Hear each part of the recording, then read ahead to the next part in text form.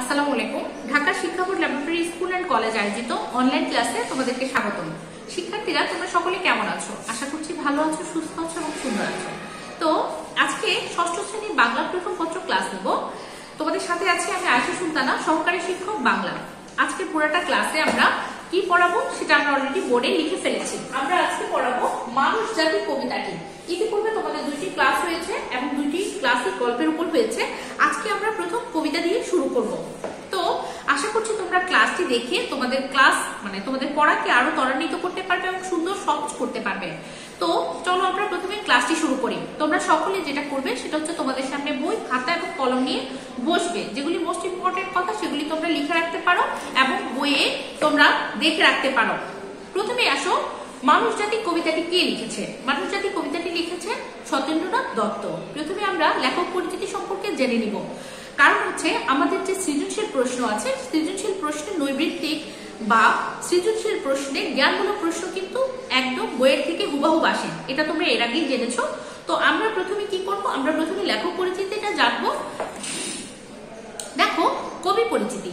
সত্যেন্দ্রনাথ দত্ত 1882 খ্রিস্টাব্দে কলকাতার কাছাকাছি নিমতা গ্রামে জন্মগ্রহণ করেন। এখানে দুইটি ইম্পর্টেন্ট প্রশ্ন আছে, কবি কত সালে জন্মগ্রহণ করেছেন এবং কোথায় জন্মগ্রহণ করেছেন। 1882 খ্রিস্টাব্দে কলকাতার কাছাকাছি নিমতা গ্রামে জন্মগ্রহণ করেন। 1922 খ্রিস্টাব্দে মাত্র 40 বছর বয়সে তার মৃত্যু ঘটে।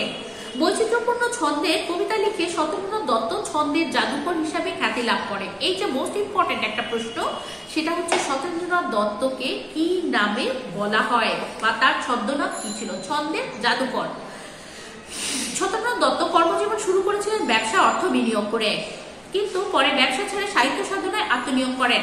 তিনি আরবি, ফার্সি, ইংরেজি সহ অনেক ভাষা জানতেন। বিদেশি ভাষা থেকে উপন্যাস, নাটক, প্রবন্ধ অনুবাদ করলেও কবি হিসাবেই তিনি অধিক পরিচিত ছিলেন। তার রচিত কাব্যগ্রন্থের মধ্যে রয়েছে উল্লেখযোগ্য বেনু ও বিনা, কুহু ও কেকা, বিদায় আরতি ইত্যাদি। এই যে আমি বলেছি কাব্যগ্রন্থ, তোমাদের প্রশ্ন করতে পারো যে কাব্যগ্রন্থ তাহলে কাকে বলে বা কাব্যগ্রন্থ কি? এটা তো বইও হতে পারতো। কাব্যগ্রন্থ হচ্ছে কয়েকটা উপন্যাসের সমন্বয় নিয়ে যে বইটি তৈরি করা হয়, কয়েকটি কাব্য থাকবে যেখানে, সেটাকে বলা হয় কাব্যগ্রন্থ। মানে একের অধিক থাকবে, একটি থাকবে না। যখনই একটি থাকবে তখন তার আলাদা নাম হবে। উপন্যাস হতে পারে, নাটক হতে পারে, প্রহসন হতে পারে, কিন্তু যখন একের অধিক থাকবে তখন তাকে বলা হয় কাব্যগ্রন্থ। তার কি কি কাব্যগ্রন্থ ছিল? বেনু ও বিনা, কুহু ও কেকা, বিদায় আরতি। তো কবি পরিচিতি থেকে আমরা মোস্ট ইম্পর্টেন্ট প্রশ্নগুলি জেনে নিলাম যে কবি কত সালে জন্মগ্রহণ করেছেন, কোন গ্রামে জন্মগ্রহণ করেছেন, তিনি কত বছরে মৃত্যুবরণ করেছেন এবং তার উল্লেখযোগ্য কাব্যগ্রন্থ কি কি। আজকে আমরা যে মানুষ জাতি কবিতাটি পড়ব, এই কবিতা মানুষ জাতি মানে কি? এখানে কিন্তু কোনো ধর্ম, বর্ণ, জাতি নির্বিশেষে সকলে আমরা কি? সকলে আমরা মানুষ এবং আমরা সমমর্যাদা। সমমর্যাদা মানে কি? সবার সমান অধিকার বা মর্যাদা, এটাকে বলা হয় সমমর্যাদা। তো আমরা মানুষ হিসাবে সবাই যে সমান মর্যাদার অধিকারী এবং আমাদের জাতি, ধর্ম, বর্ণ নির্বিশেষে আমরা সকলে মানুষ, এই কবিতায় আমরা সেটাই কবি ফুটিয়ে তুলেছেন। আমরা প্রথমে কবিতাটি পড়বো, তারপরে তোমাদেরকে কবিতাটি অর্থসহ বুঝিয়ে দেব। যদি তোমরা কবিতাটি ভালো করে বুঝে নাও তাহলে তোমার সৃজনশীল প্রশ্নের উত্তর দিতে কোনো রকম সমস্যাই হবে না। তো আসো, প্রথমে আমরা কবিতাটি পড়ছি। কবিতার নাম হচ্ছে মানুষ জাতি, লিখেছেন সত্যেন্দ্রনাথ দত্ত। জগৎ জুড়িয়া এক জাতি আছে, সে জাতির নাম মানুষ জাতি। এক পৃথিবীর স্তন্যে লালিত, একই রবি শশী মোদের সাথী। শীতাতপ ক্ষুধা তৃষ্ণার জ্বালা, সবাই আমরা সমান বুঝি। কচি ডাঁটাগুলো করে তুলি, বাঁচিবার তরে সমান যুগি। দোসর খুঁজিও বাসর বাড়িব, জলে ডুবি বাঁচি পাইলে ডাঙা। কালো আর ধলো বাহিরে কেবল, ভিতরে সবারই রাঙা। বাহিরের ছোপ আছড়ে সে লোক, ভেতরের রং ফটকে ফোটে। ভামন শূদ্র বৃহৎ ক্ষুদ্র, কৃত্রিম ভেদ ধুলায় লোটে। বংশে বংশে নাহিক তফাৎ, বনিদি কে আর গর্বনিধি। দুনিয়ার সাথে দুনিয়ার বুনিয়াদ, দুনিয়া সবারই জনমবেদী। এই যে কবিতাটি আমরা পড়লাম, এখন হচ্ছে আমরা কবিতার প্রত্যেকটি লাইন তোমাদেরকে বুঝিয়ে দেব যে কোন কবিতাটি, কোন শব্দটির কি অর্থ রয়েছে। প্রথমে আসো, মানুষ জাতি কবিতাটি কবির কোন কাব্যগ্রন্থ থেকে নেওয়া হয়েছে? মানুষজাতি কবিতাটি কবির অভ্র আবির কাব্যগ্রন্থ থেকে নেওয়া হয়েছে। এটা মোস্ট ইম্পর্টেন্ট প্রশ্ন আসতে পারে যে মানুষজাতি কবিতাটি কবির কোন কাব্যগ্রন্থ থেকে নেওয়া হয়েছে।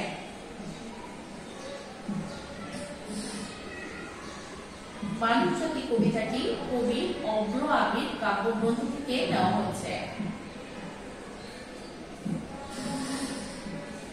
এটা তোমাদের শৈল্পিক থেকে প্রশ্ন আসতে পারে, জ্ঞানমূলক প্রশ্ন সৃজনশীলে আসতে পারে। তাহলে তোমরা জেনে নিলে যে মানুষজাতি কবিতাটি কবির সত্যেন্দ্রনাথ দত্তের অভ্র আবির কাব্যগ্রন্থ থেকে নেওয়া হয়েছে। এখানে তোমাদের এই কবিতা মূল মানুষজাতি কবিতার মূল একটি নাম আছে, সেটা হচ্ছে জাতির পাতি। কবির এখানে কবিতার নামটা চেঞ্জ করলো, এটার মূল একটি নাম ছিল, মূলটা ছিল জাতির পাতি। এটাও প্রশ্ন আসতে পারে, এটা পরে তোমাদেরকে বলে দিচ্ছি। এখন আসো মানুষজাতি কবিতাটি আমরা পড়েছি, এই কবিতার প্রত্যেকটি লাইনে কবি কি বলতে চেয়েছেন। জগৎ জুড়িয়া এক জাতি আছে। জগৎ জুড়ে কি হয়? জগৎ মানে পুরো পৃথিবী জুড়ে কি আছে? একটি জাতি আছে। সে জাতির নাম কি? কবি বলেছে সে জাতির নাম হচ্ছে মানুষ জাতি। একই পৃথিবীর স্তন্যে লালিত। এই যে একই পৃথিবীর স্তন্যে লালিত, এর দ্বারা কবি কি বুঝিয়েছেন? একই মায়ের দুধ পান করে যেমন সন্তান সন্ততি, মানে হচ্ছে ছেলে হোক মেয়ে হোক, মায়ের স্তন পান করে যেমন সন্তান বেড়ে ওঠে, তেমনি আমরাও এই পৃথিবীর সব জাতি ধর্ম বর্ণ একই পৃথিবীর খাবার গ্রহণ করে, বায়ু আলো বাতাস সবকিছু গ্রহণ করে কি করছি? আমরা জীবন যাপন করেছি। এটাকেই কবি বলেছেন একই পৃথিবীর স্তন্যে লালিত। তো আশা করছি তোমরা এই লাইনটাও বুঝে গেছো। একই রবি শশী মোদের সাথে, রবি শশী মানে হচ্ছে চাঁদ এবং সূর্য। তো মোদের সাথে আমরা যারা পৃথিবীতে বাস করি, আমরা চাঁদ এবং সূর্য সবকিছুই আমাদেরকে কি দেয়? আলো দেয়। সূর্য আমাদেরকে আলো দেয়, চাঁদের আলো আমরা রাতের বেলা পাই। তো সবাই আমরা এটা পাই। কেউ কি বঞ্চিত আছে যে আমি এখানে পাচ্ছি কিন্তু মিয়ানমারে ওরা পাচ্ছে না? এরকম হচ্ছে না, কিন্তু আমরা সবাই পৃথিবীতে যারা বাস করে প্রত্যেকেই পাচ্ছি। তো কবি এটাই বলেছেন যে একই রবি শশী মোদের সাথী, শীতাতপ ক্ষুধা তৃষ্ণার জ্বালা। শীতাতপ মানে কি? ঠান্ডা ও গরম যে আবহাওয়াটা থাকে এটাকে বলা হয়েছে শীতাতপ। ক্ষুধা তৃষ্ণার জ্বালা মানে ক্ষুধা এবং পিপাসা। তৃষ্ণা মানে হচ্ছে পিপাসা। এই যে ক্ষুধা তৃষ্ণার জ্বালা মানে হচ্ছে কষ্ট। ক্ষুধা তৃষ্ণার জ্বালা, যেটা ক্ষুধা তৃষ্ণার যে কষ্ট, সবাই আমরা সমান বুঝি। আমি যদি ক্ষুধায় কষ্ট পাই, আমারটা আমি যেমন বুঝি, তোমরা যদি ক্ষুধায় তৃষ্ণায় কষ্ট করো তাহলে তুমিও বোঝো। এমন কেউ নেই যে এটা বোঝে না, বা খাবার কারো লাগে না, বা তৃষ্ণা কারো পায় না, এমন কিন্তু আমরা কেউ নেই। সবাই আমরা কিন্তু সমান এটা বুঝতে পারি। কচি কাঁচাগুলো ডাঁটু করে তুলি। কচি কাঁচাগুলি ডাঁটু করে তুলি মানে ছোট যারা আছে ছোটদের আমরা পরিপুষ্ট করে তুলবো। কচি কাঁচাগুলি মানে হচ্ছে ছোট ছোট বাচ্চাগুলি, ডাঁটু করে তুলি মানে কি করি? আমরা ওদেরকে পরিপুষ্ট করে তুলি। বাঁচিবার তরে সবাই তরে সমান যুজি। যুজি মানে হচ্ছে যুদ্ধ করা বা লড়াই করা, সংগ্রাম করা। আমরা বাঁচার জন্য কি করি? আমরা বাঁচার জন্য সবাই সমান। যুজি মানে হচ্ছে একবারই বলেছি সংগ্রাম করা বা যুদ্ধ করা বা লড়াই করা। আমরা বাঁচার জন্য ছোট হোক বা বড়রা হোক সবাই সমানভাবে সংগ্রাম করে থাকি। এবার আসো পরবর্তী লাইনে, দোসর খুঁজিও বাসর বাঁধি গো। দোসর খুঁজি মানে, দোসর মানে হচ্ছে সাথী বন্ধু বা সঙ্গী যাদেরকে বলা হয়। বাসর বাঁধি গো সম্প্রতি গড়ে তোলা। এখানে বাসর বাঁধা বলতে কবি বুঝিয়েছেন যে সম্প্রতি গড়ে তোলা, প্রত্যেক মানুষের মধ্যে সম্প্রীতি থাকা। হিন্দু মুসলিম তারপরে কালো বর্ণের হোক সাদা বর্ণের হোক, যে যেরকম বর্ণেরই থাকি আমরা প্রত্যেকে কি করে সবার মধ্যে সম্প্রীতিটা গড়ে তুলি। তো দেখো দোসর খুঁজি মানে আমরা সঙ্গী তৈরি করি, বন্ধু সাথী সঙ্গী যেটাই বলি না কেন সেটা তৈরি করি আমরা সম্প্রীতির মাধ্যমে। জলে ডুবি বাঁচি পাইলে ডাঙা। এখানে দেখো জলে ডুবি বাঁচি পাইলে ডাঙা বলতে কবি বুঝিয়েছেন জীবন সংগ্রামে কখন আমরা কি করি না, বিপদে পড়ি আবার সংকট পেরিয়ে নতুন জীবনের স্বপ্ন দেখি। এখানে আছে জলে ডুবি বাঁচি পাইলে ডাঙা, মানে হচ্ছে আমরা একবার সংগ্রাম করি, দেন আবার কি করি, আমরা বিপদ থেকে উদ্ধার হয়ে যাই এবং নতুন জীবনের স্বপ্ন দেখি। এবার আসো কালো আর দর বাহিরে কেবলই। আমাদের এই যে ত্বক আছে যেটাকে চামড়া বলা হয়, এটার রং কখনো কালো হয় কখনো কি হয় সাদা হয়। তো কবি লিখেছেন কালো আর ধলো, ধলো মানে হচ্ছে সাদা আর কালো তো কালো রঙের, কালো আর ধলো কেবলই বাহিরে। এই যে আমাদের চামড়া ত্বকটা এটা তো বাহিরের আবরণ, তো কেবলই বাহিরে ভিতরে সবাই রাঙা। আমাদের ভিতরে যাদের মন আছে মনুষ্যত্ব আছে সবাই কিন্তু সমান একই রকম রাঙা। রাঙা মানে হচ্ছে রঙিন। বাহিরের ছোপ আছড়ে সে লোক, বাহিরের ছোপ আছড়ে সে লোক মানে ছোপ মানে হচ্ছে রঙের ছাপ। বাহিরের ছোপ আছড়ে এসে লোক মানে মানুষের বাহিরের চেহারার রং যাই হোক না কেন, আঁচড় লাগলে বা কেটে গেলে সেটা রক্তের রং কিন্তু লালই হয়। বাহিরের রঙের পার্থক্য সেটা বুঝিয়ে দেয়। আমার রং কালো বলে আমার রক্তের রং কিন্তু অন্য কিছু নয়, আমার রক্তের রঙও কাল মানে লাল। যে সাদা তারও কিন্তু সমান রক্তের রং, তারও কিন্তু লাল, কারোই অন্য কোনো রং নয়। এটাই বলেছেন কবি যে বাহিরের ছোপ আছড়ে সে লোক মানে মানুষের বাহিরের চেহারার রং যাই হোক না কেন, যখন আঁচড় কাটে মানে কেটে যায়, আঁচড় লাগে, তখন কি হয়, কেটে গেলে রক্তের রং লালই বের হয়। এখানে সব পার্থক্য বুঝে দেয়। তারপর দেখো ভিতরের রং পলকে ফোটে, ভিতরের মানে রক্তের রংটা ফুটে ওঠে। বামন শূদ্র বৃহৎ ক্ষুদ্র, শূদ্র মানে কি হিন্দুদের চতুর্থ বর্ণের মানে 4 বর্ণের একটি হলো শূদ্র। তো বামন, বামন মানে হচ্ছে হিন্দুদের উচ্চ স্তর যেটা, সেটা ব্রাহ্মণ এখানে বামন হিসাবে লিখেছেন। তো বামন শূদ্র, শূদ্র মানে একেবারে চতুর্থ মানে চতুর্থ যে জাতটা 4 বর্ণের একটা হলো শূদ্র বর্ণ। তো বামন শূদ্র বৃহৎ ক্ষুদ্র মানে খুব বড় বা ছোট। কৃত্রিম ভেদ ধুলায় লোটে, কৃত্রিম এই যে ভেদটা মানে ভেদ মানে হচ্ছে যেই মানে আমরা যে ইয়েটা তৈরি করে রেখেছি পার্থক্যটা, সেই পার্থক্যটা কি হয়, ধুলায় লুটে পড়ে। বংশে বংশে নাহিক তফাৎ মানে বংশে আর বংশের মধ্যে কোনো তফাৎ নাই। বনিদি আর গড় বনিদি, বনিদি আর গড় বনিদি মানে বনিদি মানে হচ্ছে প্রাচীন বা সম্ভ্রান্ত যাদেরকে বনিদি বলা হয়, গড় বনিদি হচ্ছে অভিজাত নয় এমন শ্রেণীকে বলা হয় গড় বনিদি। এখানে বনিদিকে আর গড় বনিদিকে দুনিয়ার সাথে গাথা বুনিয়াদ, বুনিয়াদ মানে ভিত্তি, দুনিয়ার সাথে সবারই কি হয়, গাথা বুনিয়াদ মানে ভিত্তি।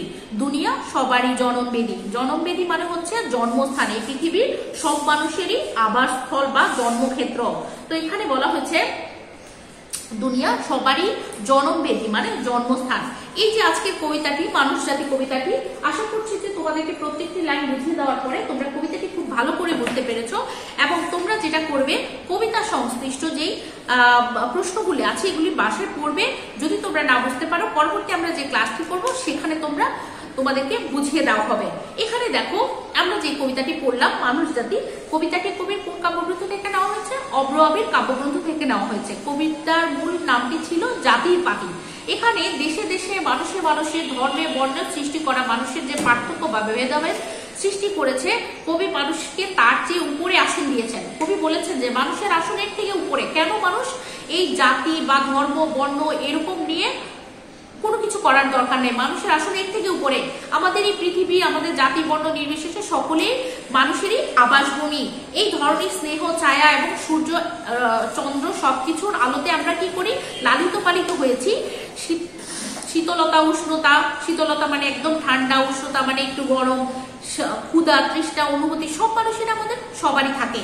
বাহিরের চেহারা আমাদের যাই হোক না কেন, সাদা কালো যেই বর্ণেরই হোক না কেন, ব্যবধান বাহিরে থাকলেও ভেতরে কি হয়, সবারই কিন্তু রং একই রকম এবং অভিন্ন। সবার শরীরে প্রবাহিত হচ্ছে একই লাল রক্ত। মানুষ আর জাতিভেদ, গোত্রভেদ, বর্ণভেদ এবং বংশকৌলীন্য ইত্যাদি কৃত্রিম পরিচয়ে নিজেকে পরিচয় সংকীর্ণ এবং গণ্ডিবদ্ধ করেছে।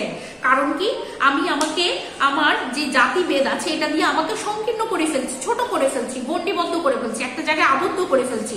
কিন্তু গোটা দুনিয়ার সঙ্গে মানুষের যে জন্ম সম্পর্ক, সেই বিচারে মানুষের আসল পরিচয় হচ্ছে মানুষ, এবং তাদের মধ্যে কোনো ভেদাভেদ থাকবার কথা নয়। সারা পৃথিবীর জাতি ধর্ম বর্ণ গোত্র পরিচয়ের ঊর্ধ্বে যে সমগ্র মানব সমাজ, কবি এই কবিতায় মানুষের সেই পরিচয়কে তুলে ধরেছেন। পৃথিবীর সব মানুষকে নিয়ে এই গড়ে তুলেছেন মানুষ জাতি। এই যে কবিতাটি আজকে পড়ানো হলো, আশা করছি তোমরা এটা থেকে উপকৃত হতে পারবে এবং পরবর্তী ক্লাসের জন্য অপেক্ষা থাকবে। তো আজকের ক্লাসটি আমরা এখানেই শেষ করব। সকলে ভালো থাকবে, সুস্থ থাকবে, সুন্দর থাকবে। আগামী ক্লাসে আবার দেখা হবে। সে পর্যন্ত আল্লাহ হাফেজ।